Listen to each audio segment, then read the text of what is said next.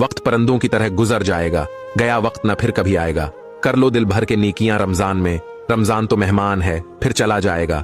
Number 2, इंसान हमेशा तकलीफ में ही सीखता है, खुशी में तो इंसान पिछले सबक भी भूल जाता है। नंबर 3, पहले शर्म की वजह से पर्दा किया जाता था, अब पर्दा करते हुए शर्म आती है। नंबर 4, मोहब्बत के लिए कभी भीख मत मांगो, मोहब्बत देने वाले बनो। खूबसूरत लोग हमेशा खूबसूरत नहीं रहते, लेकिन अच्छे लोग हमेशा खूबसूरत और अच्छे ही रहते हैं। नंबर 5, जिंदगी में परेशानी का सिर्फ एक ही हल है, अल्लाह से बात करें, अल्लाह से मांगें, अल्लाह पर छोड़ दें, अल्लाह पर भरोसा करें। नंबर 6, अल्लाह के दरबार में हाजिर तो सभी होते हैं, मगर रास्ते अलग अलग हैं।